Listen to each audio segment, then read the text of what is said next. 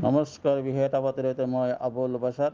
আমবাগানত বিনামূলীয়া বস্ত্ৰ বিতৰণ আনন্দ মাৰ্ক স্কুলৰ ফালৰ পৰা বিতৰণ কৰা হয়। বস্ত্ৰ আনন্দ মূৰ্তিজীৰ জন্মদিনৰ লগত সংগতি ৰাখি দুখীয়াক বস্ত্ৰ বিতৰণ, 200 দুখীয়া পৰিয়ালক বিনামূলীয়া বস্ত্ৰ বিতৰণ। প্ৰতি বছৰে দুখীয়া নিচলা বস্ত্ৰ বিতৰণ কৰা হয়। জাতি ধৰ্ম নিৰ্বিশেষে দুখীয়াক বস্ত্ৰ বিতৰণ। সামগ্ৰী সমষ্টি ৰূপহী আৰক্ষী থানাৰ অন্তৰ্গত আমবাগান আনন্দ মাৰ্ক বিদ্যালয় আনন্দ মূৰ্তিজীৰ জন্মদিনৰ লগত সংগতি ৰাখি দুখীয়াক বস্ত্ৰ বিতৰণ।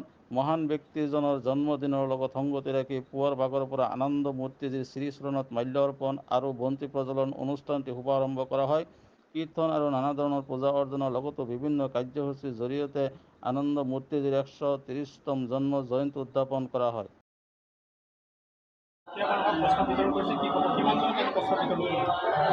এজনৰ অধিক।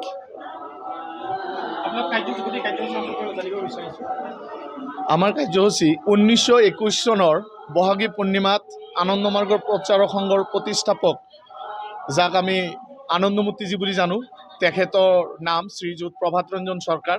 তেখেতৰ 1921 চনৰ বহাগী পূৰ্ণিমাতে জন্ম হৈছিল আৰু তেখেতৰ আজি 103তম জন্ম বাৰ্ষিকী উপলক্ষে আজি আমি দুখীয়া মানুহক বস্ত্ৰ বিতৰণ কৰিছোঁ।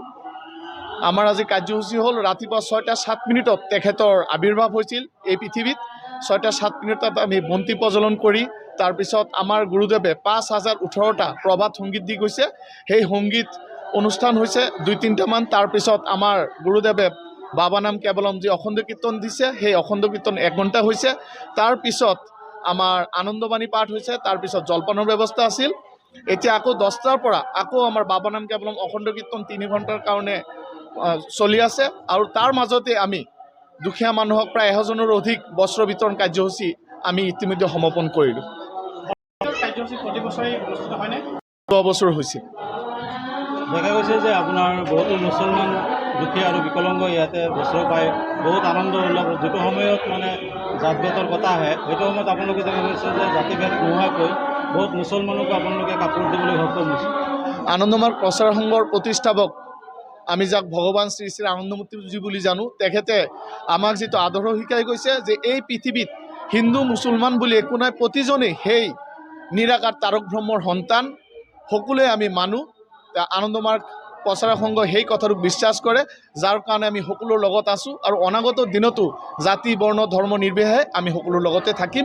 আৰু এনেকৈ অনাগত দিনক আমি সকলোকে সহায় কৰিব যাম আৰু ৰাইজৰ সহায় সহযোগিতা পাম বুলি আমি আশা ৰাখিম।